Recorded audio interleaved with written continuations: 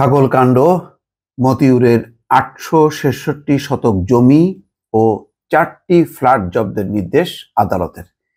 দর্শক, শেষ পর্যন্ত দেখেন এই যে মতিউর ধরা খাচ্ছে। যদিও ডিপার্টমেন্ট বুঝলাম না, তাকে সাসপেন্ড করলো না, ওএসডি করলো না, তাকে বদলি করলো। সেই মতিউরের ৮৬৬ শতক জমি এবং ৪টি ফ্ল্যাট জব্দের নির্দেশ দিল আদালত। বৃহস্পতিবার দুদকের আবেদনের পরিপ্রেক্ষিতে ঢাকা মহানগর দায়রা জজ মোহাম্মদ জগলুল হোসেন এই আদেশ দেন।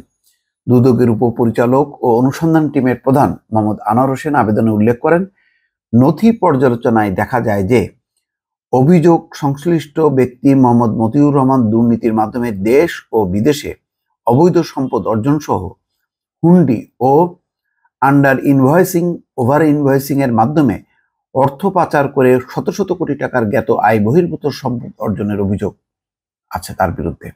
তার মানে দর্শক বুঝতে পারছেন যে এই যে চাকরিরত অবস্থায় থেকে শেয়ার বাজারে ব্যবসায় যুক্ত হওয়া, তারপরে সোনালী ব্যাংকের ডিরেক্টর হওয়া, এবং সে একটা ট্রাইব্যুনালের হলো চিফ, এনবিআর এর গুরুত্বপূর্ণ একটা চেয়ারে বসে যেই শত শত কোটি টাকা অর্জন করেছে, তার একটা অংশ, খুব সামান্য অংশ সম্ভবত দেশে আর বাকি অংশ বিদেশে, যেটা এখন আদালত এই দুদকই বলছে যে শত শত কোটি টাকা সে বিদেশে পাচার করেছে।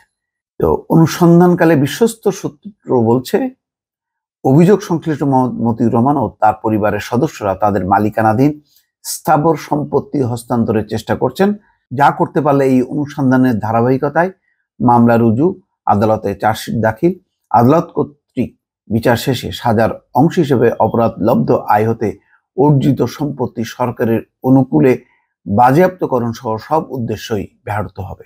ইতিমধ্যে এই ফ্যামিলিকে মতিউর রহমান এবং তার পরিবারের বিদেশ যাওয়ার ক্ষেত্রে নিষেধাজ্ঞা দিয়েছে। যদিও সেই মতিউরের ছেলে যে ইফাত, যদিও তার নামটা এখন চাপা পড়ে গেছে সেই ছাগলকাণ্ডের, সে এবং তার দ্বিতীয় স্ত্রী ইতিমধ্যে মালয়েশিয়া চলে গেছে বলে মিডিয়ায় প্রচার হয়েছে।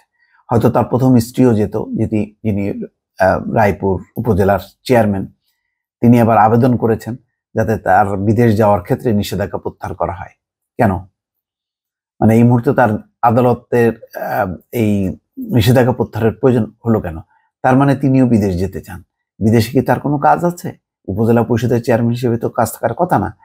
তার মানে হচ্ছে সুযোগ খুঁজছে যে যদি বিদেশে চলে যে এই সমস্ত মামলা ঝুট ঝামেলা থেকে নিষ্কৃতি পাওয়া যায় এবং বিদেশে তাদের যে সম্পত্তি আছে সেগুলো নিয়েই তারা থাকবে, এই হচ্ছে মানসিকতা, থাকতে পারে, এটা ধারণা করা যায়। দুদক বলছে যে অনুসন্ধান শেষে মামলা রুজু ও মামলা তদন্ত সম্পন্ন করে আদালতে চার্জশিট দাখিলের পর আদালত কর্তৃক বিচার শেষে সরকারের অনুকূলে সম্পত্তি বাজেয়াপ্তের সুবিধার্থে সুষ্ঠু অনুসন্ধান ও ন্যায় বিচার প্রতিষ্ঠার স্বার্থে স্থাবর সম্পত্তি ক্রয় করা একান্ত প্রয়োজন, এবং এখন আদালতও নির্দেশ দিয়েছে তার সম্পত্তি এবং ফ্ল্যাট যা আছে সেগুলো যাতে জব্দ করা হয়। দর্শক, ভালো থাকবেন। আল্লাহ হাফেজ।